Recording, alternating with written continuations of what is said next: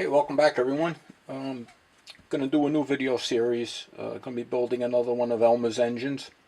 This one is going to be the 3-cylinder Radial engine. These are the plans that I downloaded from the John Tom website.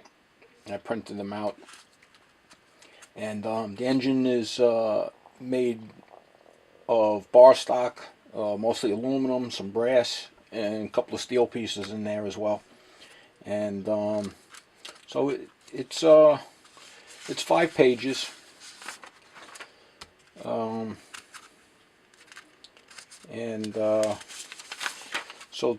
this is going to be there's a lot of so far to date, this is the most involved engine that I think I've been tackling.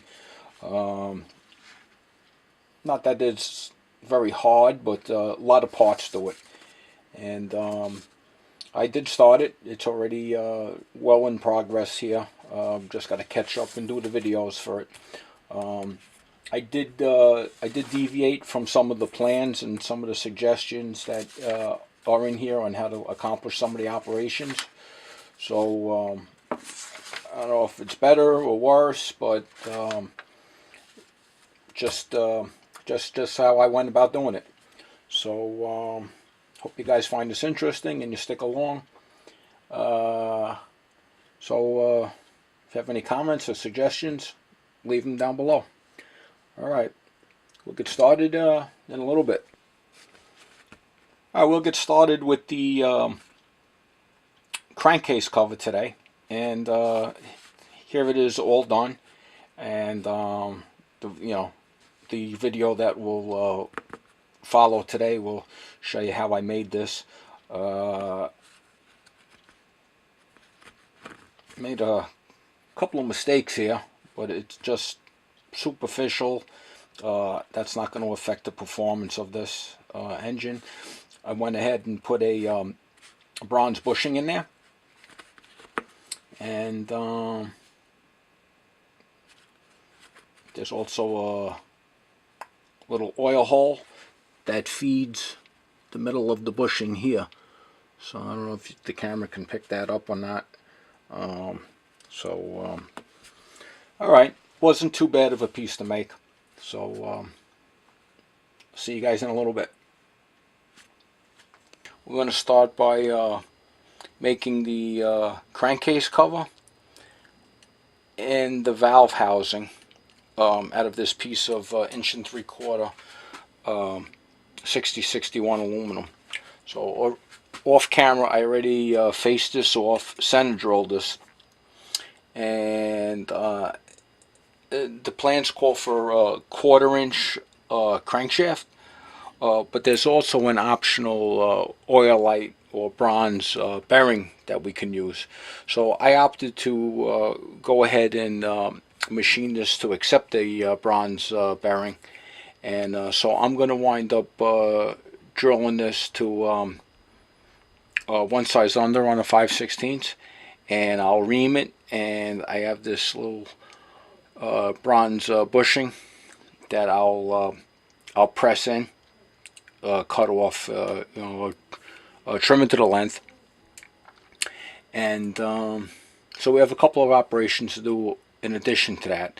So let's get started and have at it. So I'm going to drill this hole about 1/2 inch deep in there. So let's get going with that.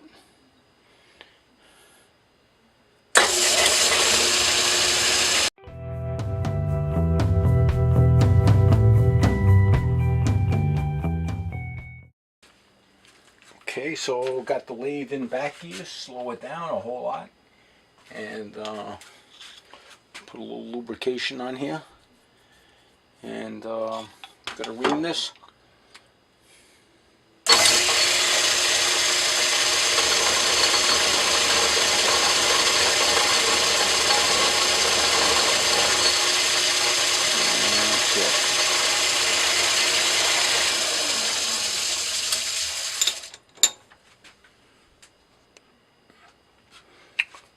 Alright, so what we got now, got to turn this down to 1.5 inch diameter. Now the crankcase cover is 3/8 of an inch long, and the valve housing is 1/2 inch. So I'm going to turn this down a little bit more to give us room to part this off afterwards. So all right, I'm going to start. We'll start turning this down to 1.5 inch diameter, and let's go.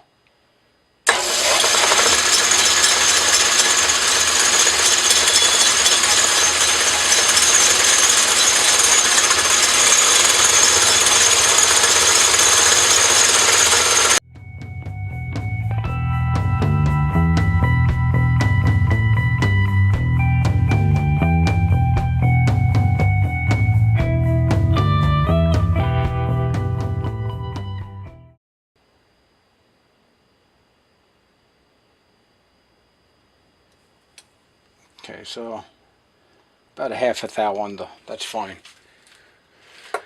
Okay, we get some of this swath cleaned out, and I'll bring you back. Alright, so this is turned down to 1.5 inch diameter. This gives you plenty of room to make not only the crankcase cover, but the valve housing itself too. So the crankcase cover will be a total of 3/8 of an inch thick. I think I mentioned that before. So I got to turn down like a little boss on this part here. That'll actually fit into the end of the crankcase. So that's going to be 3/16 of an inch in length, and that's got to go down to a diameter of inch and 5/32. So we'll get started turning that down, and let's get started here.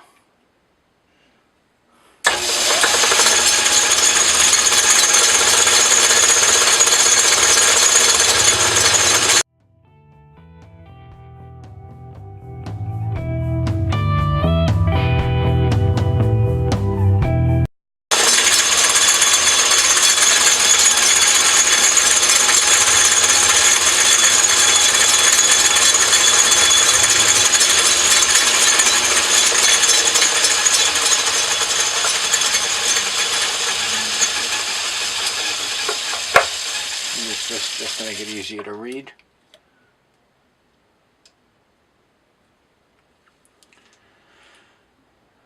.57.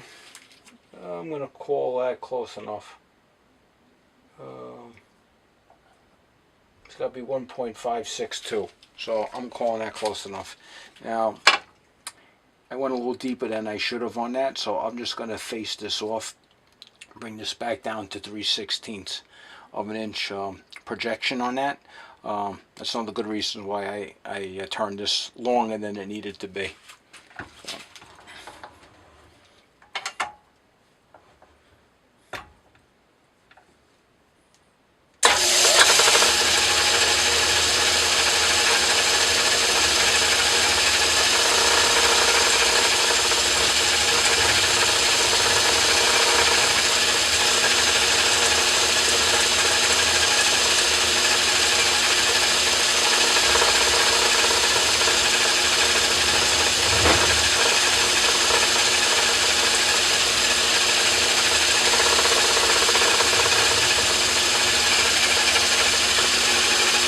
So now I got to go and lay out 6 evenly spaced number 43 holes, and I'm going to drill that for both the crankcase cover and the valve housing.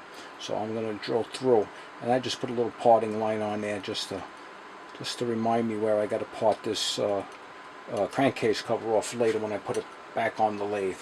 So I left it in the chuck to maintain its concentricity here. Got this set up with a couple of clamps and some 1, 2, 3 blocks, and I'll use the digital readout and lay out the bolt circle here. All I did here was I just found the center. I just put a 5/16 drill bit. I wish I had a 5/16 gauge pin in there so I could have sent it maybe a little bit more accurately, but I think this will be fine. So so this is the overall setup I have here, and I'll bring you over to the digital readout and show you how we lay that out. Okay, so as you can see, this will be the first bolt hole, and I don't think I'll be able to get both the digital readout and the workpiece in the same camera frame, and I only have one camera to work with here. So I'm going to go ahead, I'm going to drill with a center drill all of the center holes, you know, just the starter holes. And then I'll come back with the number 43 drill bit and I'll drill down with that. So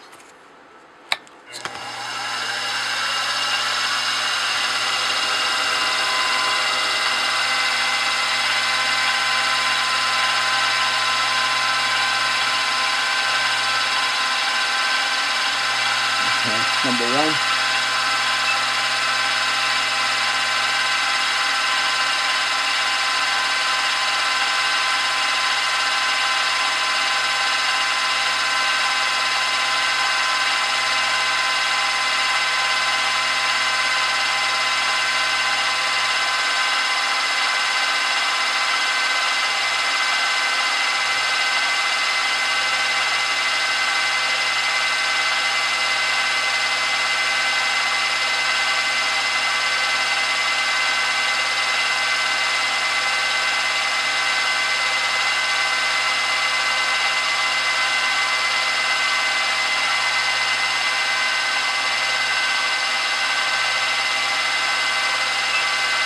Three.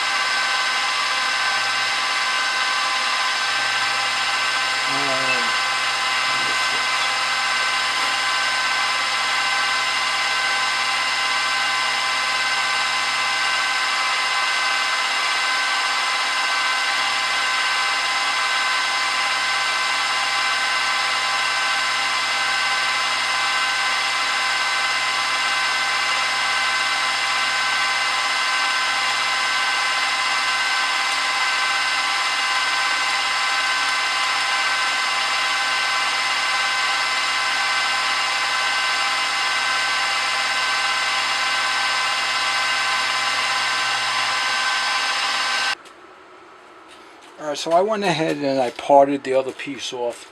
I have that over here. So this was on here, I parted it off. Had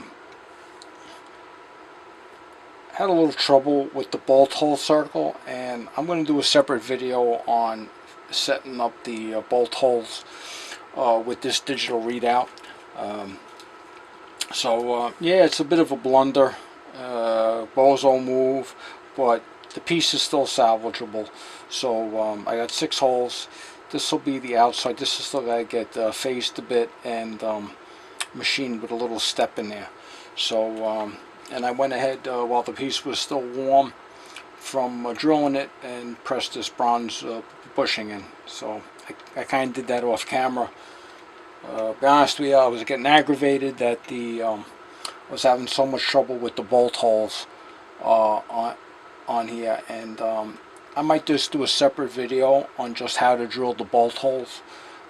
This is only the second time I've used that feature, and it's a bit confusing. The user manual is completely useless, so it's basically trial by error, and it does work, but you just gotta think on the digital readouts terms, not on your own intuition. So